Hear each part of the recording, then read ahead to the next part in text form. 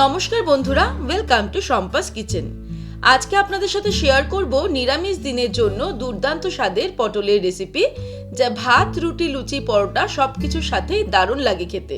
রেসিপিটা ভালো লাগলে লাইক ও বন্ধুদের সাথে শেয়ার করার অনুরোধ রইল। তাহলে চলুন শুরু করি। সবার প্রথমে কড়াই গরম করে তার মধ্যে নিয়ে নেব সর্ষের তেল। 3 টেবিল স্পুন সর্ষের তেল নিয়ে নিলাম। তেলটা খুব ভালো মতো গরম হয়ে গেলে এর মধ্যে ভেজে নেব আলু। দুটো বড় সাইজের আলু ডুমো ডুমো করে কেটে নিয়েছি, সেটা ভেজে নেব। হাই ফ্লেমে আলুগুলোকে ভেজে নেব। আর আলু ভাজার সময় দিয়ে দেব সামান্য পরিমাণে নুন আর দিয়ে দেব সামান্য পরিমাণে হলুদ গুঁড়ো। আলুটাকে হাই ফ্লেমেই একটু লাল লাল করে ভেজে নিতে হবে। আলুটাকে ভালো করে ভেজে নিয়েছি। এবারে তেল থেকে ছেঁকে আলুটাকে তুলে নেব।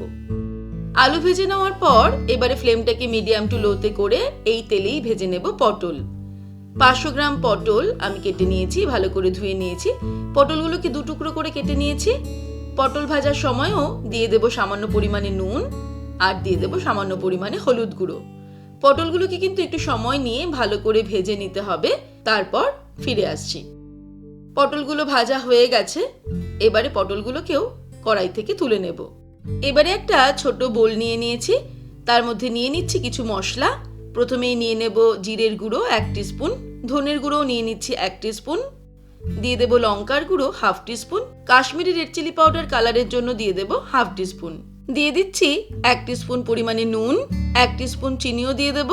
নুন আর চিনির পরিমাণটাও কিন্তু নিজেদের স্বাদ অনুসারে অ্যাড করতে হবে। হলুদ গুঁড়ো দিয়ে দিচ্ছি 1/2 টিস্পুন আর ফাইনালি দিয়ে দেব 1 টেবিল স্পুন আদা বাটা। এবারে এর মধ্যে বেশ কিছুটা পরিমাণে জল অ্যাড করে একটা মশলার পেস্ট তৈরি করে নিয়ে চলে যাব রান্নাতে। এবারে আলু পটল ভেজে নেওয়ার তেলের মধ্যেই ফোড়ন দিয়ে দেব। 2 তেজপাতা দিয়ে দিলাম, দিয়ে দিচ্ছি একটা শুকনো লঙ্কা আর দিয়ে দেব 1/4 টিস্পুন গোটা জিরে আর সামান্য পরিমাণে গোটা গরম মশলা। গোটা গরম মশলার মধ্যে নিয়েছি 2 ছোট এলাচ, অল্প লবঙ্গ, গোলমরিচ আর দালচিনি। ফোড়নটাকে লো ফ্লেমে ফ্রাই করব 10 থেকে 15 সেকেন্ড। ফোড়নটা ফ্রাই করা হয়ে গেলে তার মধ্যে তৈরি করে রাখা মশলার পেস্ট অ্যাড করে দেব। আর সঙ্গে সঙ্গে দিয়ে দেব একটা বড় সাইজের টমেটো কুচি।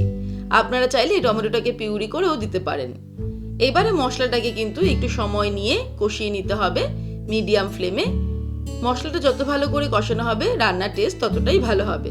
প্রায় 4 থেকে 5 মিনিট আমি মশলাটাকে নাড়তে নাড়তে কষিয়ে নিলাম। এখন কিন্তু মশলা থেকে তেল বেরোনো শুরু হয়েছে। মশলা প্রায় কষানো কমপ্লিট, টমেটোটাও সম্পূর্ণ গলে গেছে। এই সময় এর মধ্যে দিয়ে দেব কাজু বাদাম, 4 মগজ আর কাঁচা লঙ্কা বাটা। একটা মিক্সির ছোট জারের মধ্যে গোটা 15টা মতো কাজু নিয়ে নেব, দিয়ে দেব 1 টেবিল স্পুন 4 মগজ আর গোটা 5 কাঁচা লঙ্কা। কাঁচা লঙ্কাটা নিজেদের স্বাদ অনুসারে অ্যাড করতে হবে। তারপরে অল্প জলে 10 মিনিট মতো ভিজিয়ে রেখে এটাকে বেটে নিয়েছি, সেই পেস্টটাই এর মধ্যে অ্যাড করে দেব। মিক্সির ছোট বাটিটা ধুয়ে অল্প পরিমাণে জলও এর মধ্যে অ্যাড করে দেব। তারপরে আবারও প্রায় 4-5 মিনিট সময় নিয়ে মশলাটাকে কষাতে হবে, যতক্ষণ না মশলা থেকে তেল ছাড়তে শুরু করে। মশলা কিন্তু কষানো আমাদের কমপ্লিট হয়ে গেছে, মশলা থেকে তেল ছাড়তে শুরু করেছে। এবারে আমি ফ্লেমটাকে হাই করে দিয়ে এর মধ্যে অ্যাড করে দেব ভেজে রাখা আলু আর পটল। তারপরে আলু পটলের সাথে আবারও মশলাটাকে জাস্ট 2 মিনিট হাই ফ্লেমে নাড়তে নাড়তে কষিয়ে নেব। এই সময় কিন্তু নাড়তে নাড়তে কষাতে হবে, না হলে কিন্তু নিচে লেগে যাওয়ার একটা চান্স থাকবে। আরও 2 মিনিট সবকিছুকে নাড়তে নাড়তে কষিয়ে নিলাম। এবারে এর মধ্যে অ্যাড করে দেব জল।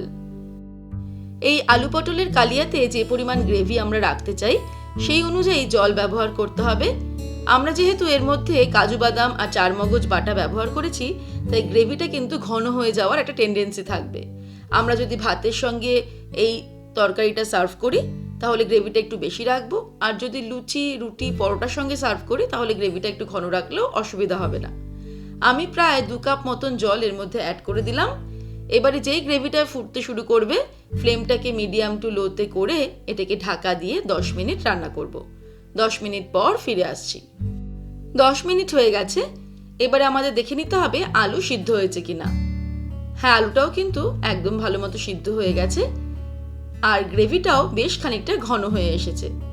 এবারে ফাইনালি এর মধ্যে দিয়ে দেব হাফ টিস্পুন মতন গরম মশলার গুঁড়ো আর দিয়ে দিচ্ছি 1 টিস্পুন ঘি। ঘি আর গরম মশলাটা ভালো করে মিক্স করে নেব। এই ঘি গরম মশলা কিন্তু আলু পটলের কালিয়ার স্বাদটা আর একটু বাড়িয়ে দেবে। তারপর ওভেনটাকে অফ করে দেব। তারপর গরম গরম আলু পটলের কালিয়া গরম গরম ভাত, রুটি, লুচি, পরোটার সঙ্গে সার্ভ করব। ব্যাস তৈরি হয়ে গেল খুব সহজে এই গরমে সেরা স্বাদের পটলের রেসিপি পটল কালিয়া।